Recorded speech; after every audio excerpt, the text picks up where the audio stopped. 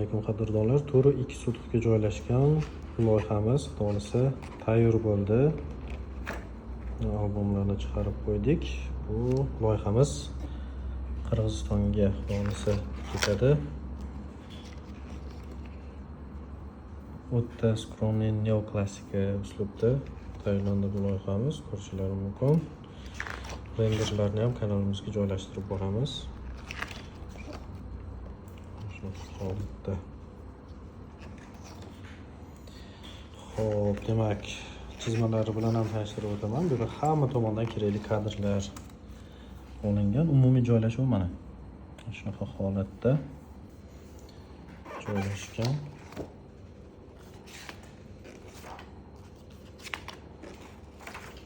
Mana binoyimiz joylashuvi 13:20 ga 11:20 mana bu yerda borchib chiqqan formalari ham bor.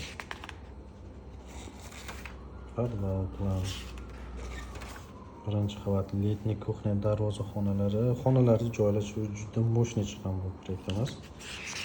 Albatta har bitta proyektimizda boshqacha yondashishga harakat qilamiz. Talabga qarab, mijozimiz oilasi tarkibiga qarab alohida yondashishga harakat qilamiz.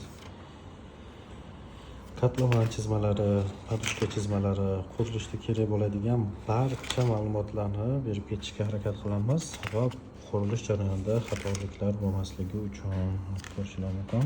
Detalniy razmerlari bilan, borayotgan plitalar bilan, qayerda kanalizatsiya o'tadi, hamma o'sha kerakli joylarga monolit, kerak emas joylariga plitalarni o'z joylariga qo'yib ketganmiz. Bu yerda ham ko'rishingiz mumkin. Mana kuxnyaga vichkalar qizildagisi bu asbest turba, ko'k rangdagisi bu plasmas 100 diametrli plasmas turbalar qo'yib ketiladi. Katta xonalarga ikkitadan, oshxonalarga, katta xonalarga, kichik xonalarga bittadan mana shunaqa vichkalarni berib ketamiz.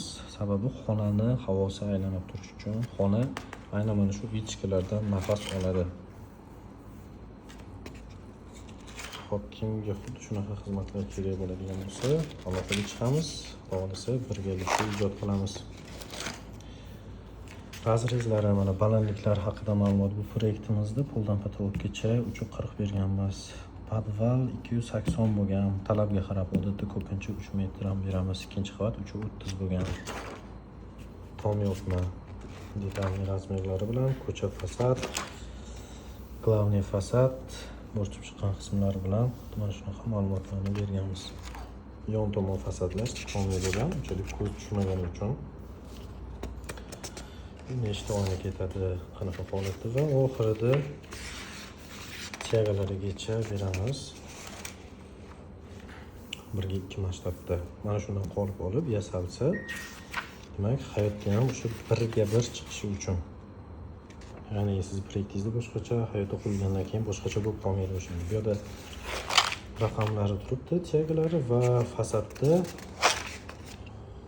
xuddi shu chegalarni raqamlab ko'rsatib qo'yganmiz. Qo'shimcha kerakli joylarga fragmentlar bilan tushuntirilgan. Ko'rishing rahmat. Hammaga savollar bo'ladigan bo'lsa, loyiha bo'yicha bemalol aloqaga chiqishingiz mumkin.